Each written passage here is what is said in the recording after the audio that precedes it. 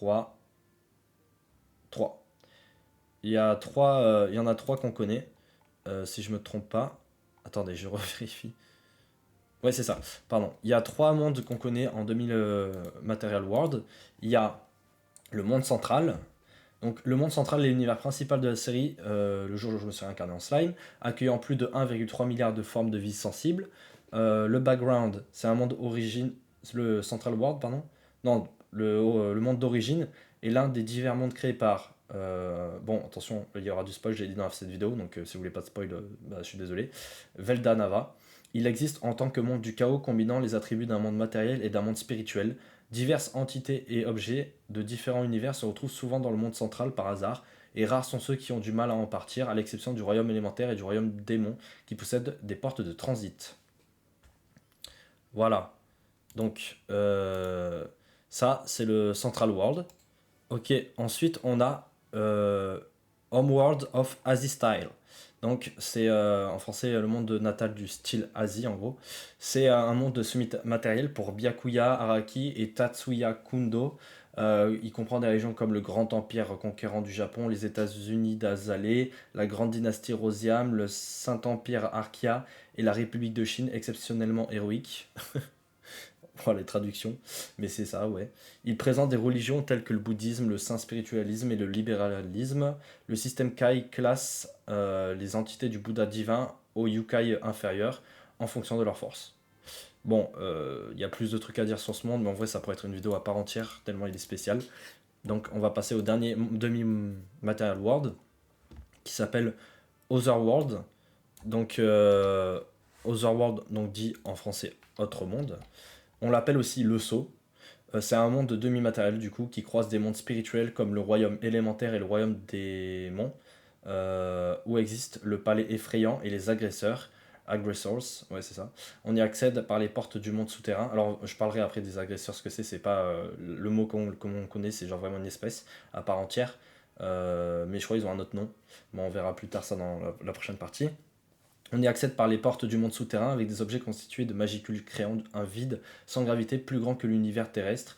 Ces objets, ressemblant à Magistyle, génèrent de fortes forces gravitationnelles et servent de base aux fantômes je crois que justement les fantômes c'est les agresseurs, pour maintenir un sentiment de vie provenant du monde central. Alors c'est pas pour maintenir un sentiment, mais je pense que c'est pour maintenir un... Enfin pour rester en vie quoi, dans le monde central. Voilà, ça c'était les demi-material world. On passe du coup maintenant au spiritual world. On en connaît 2. Le Demon Realm, le royaume des démons. C'est un royaume spirituel d'où proviennent les démons, du coup, servant de domaine aux démons. Accessible uniquement via Hellgates. Ce royaume serait également étroitement lié à l'autre monde. Donc, comme on l'a vu juste avant avec Otherworld. Donc, effectivement, sûrement, ouais. Et Elemental Realm, le royaume élémentaire, il sert de monde spirituel où les élémentaires, elementals en anglais, naissent. L'accès à ce royaume est exclusif à la demeure des esprits, spirits. Les autres catégories du coup, other types. On a le Chaos World, le monde chaotique. Donc les mondes du chaos ont des caractéristiques générales indéfinies, avec seulement 2 mondes connus. Donc il y a le Central World. Donc oui, sur le wiki, ils ont mis le Central World dans 2 catégories, dans les Otherworld, Chaos World et dans les Main Types Demi-Material World. Peut-être qu'il a 2 caractéristiques de ces 2 choses, de ces 2 mondes-là. Et bon, du coup, je vais pas expliquer ce que c'est Central World, j'ai déjà expliqué.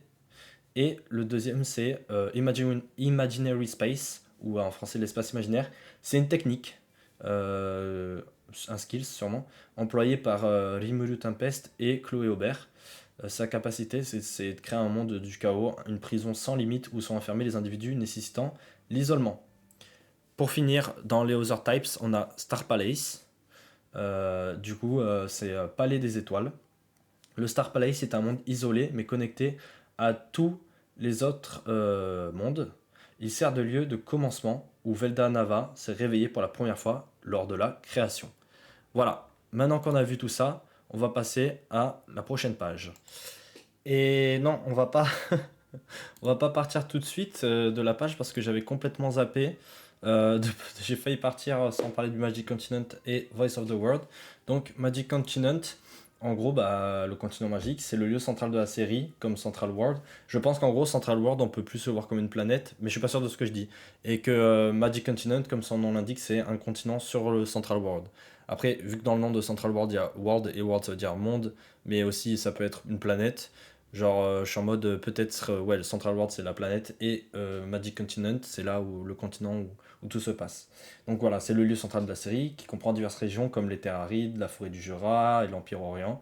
Les nations et territoires notables incluent la fédération Jura Tempest Federation, euh, la nation armée de Dwargon et la dynastie des sorciers de Sarion.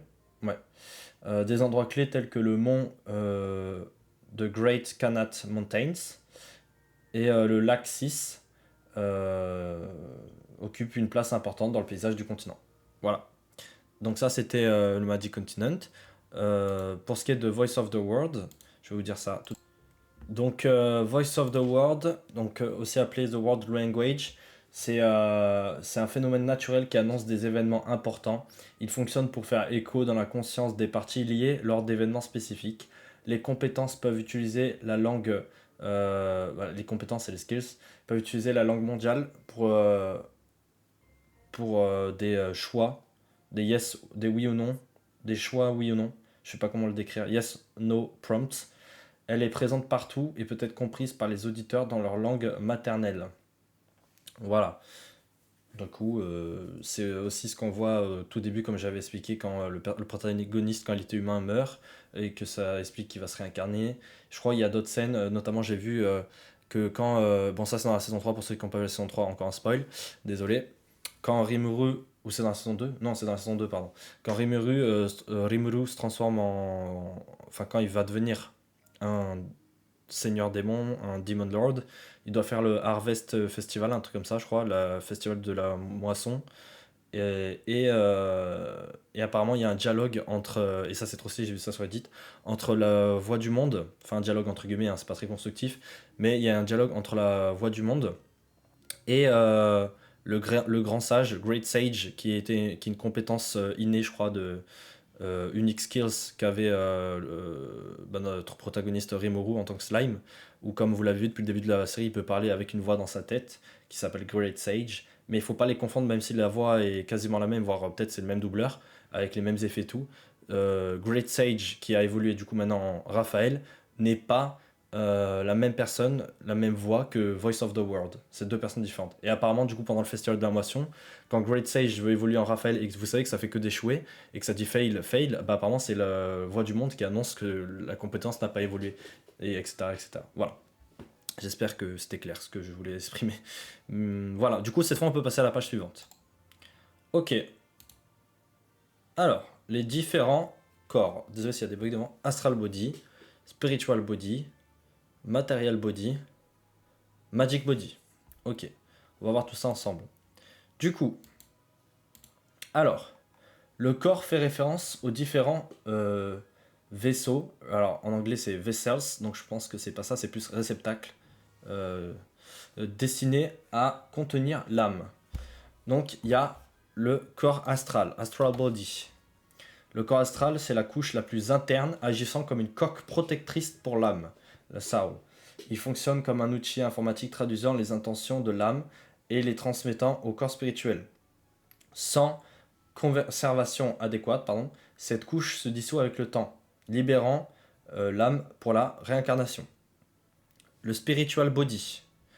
Alors, le corps spirituel protège le corps astral et alors et la soul from external factors, donc et l'âme d'événements externes, servant de réservoir au pouvoir et à l'énergie pour les formes de vie matérielles et les demi-formes, demi-matérielles life form.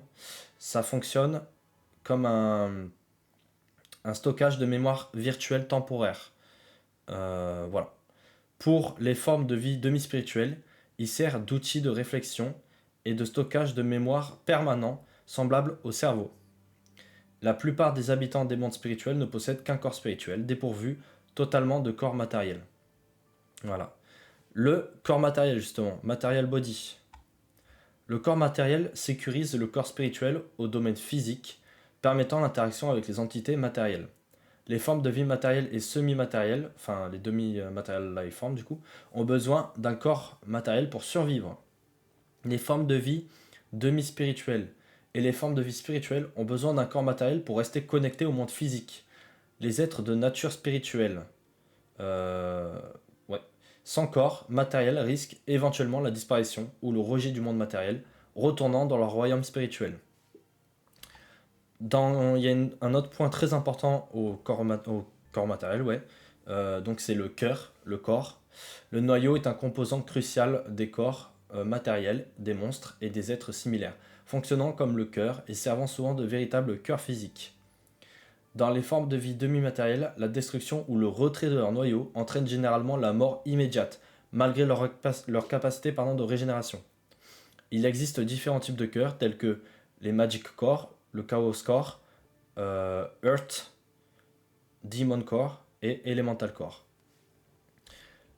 Pour finir, le corps magique.